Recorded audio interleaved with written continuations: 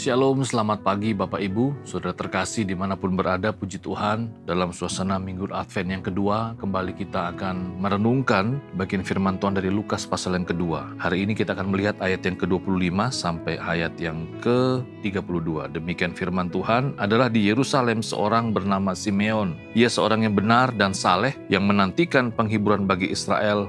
Roh Kudus ada atasnya. Dan kepadanya telah dinyatakan oleh Roh Kudus bahwa ia tidak akan mati sebelum ia melihat Mesias, yaitu dia yang diurapi Tuhan. Ia datang ke bait Allah oleh Roh Kudus ketika Yesus anak itu dibawa masuk oleh orang tuanya untuk melakukan kepadanya apa yang ditentukan hukum Taurat. Ia menyambut anak itu dan menatangnya sambil memuji Allah, katanya, "Sekarang Tuhan, biarkanlah hambamu ini pergi dan dalam damai sejahtera sesuai dengan firman-Mu. Sebab mataku telah melihat keselamatan daripadamu yang telah Engkau sediakan di hadapan segala bangsa, yaitu terang yang menjadi penyataan bagi bangsa-bangsa lain dan menjadi kemuliaan bagi umat-Mu Israel."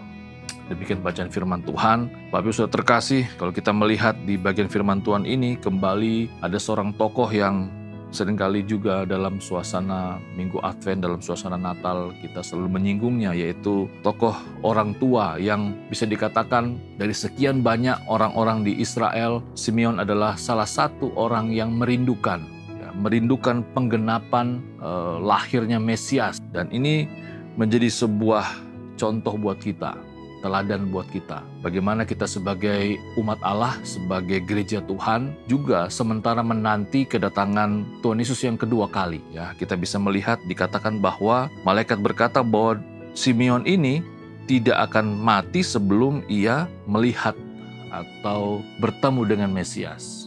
Ya, bayangkan kalau kita melihat sejarah betapa lamanya penggenapan janji dari kelahiran Mesias. Kalau kita membaca atau kalau kita melihat sejarah, ada masa waktu yang cukup lama, ya. Bahkan ada masa 400 tahun Tuhan tidak berfirman. Itu situasi kondisi yang sekali lagi harus dihadapi oleh orang Israel menanti kedatangan Mesias. Tetapi kita bisa melihat bagaimana di tengah-tengah situasi kondisi yang tidak mudah, di tengah-tengah pengharapan, di tengah-tengah rasa haus akan penggenapan dari nubuatan lahirnya Mesias, kita bisa melihat ada orang-orang yang masih tetap setia menanti.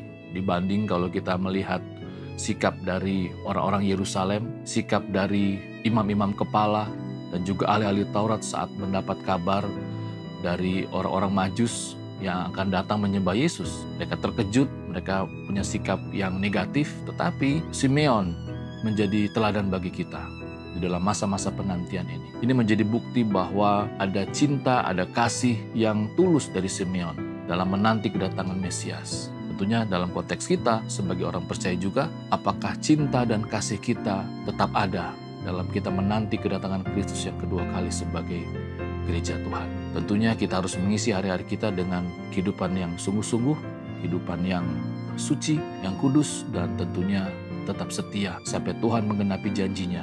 Dia datang untuk kedua kalinya bagi kita. Kita berdoa. Tuhan, terima kasih dalam Minggu Advent yang kedua ini kami kembali lagi belajar agar memiliki cinta kasih yang tulus sama seperti Simeon. Menanti penggenapan kelahiran Mesias. Kami pun juga harus memiliki hati yang tulus, cinta yang tulus, kasih yang tulus saat kami menanti kedatangan Engkau yang kedua kali. Terima kasih Tuhan, ini doa kami. Kiranya firman Tuhan di pagi hari ini kembali lagi dapat memotivasi kami menjalani hari-hari kami dengan kehidupan yang benar. Berkati apa yang kami kerjakan hari ini dan juga memberkati orang-orang yang kami kasih.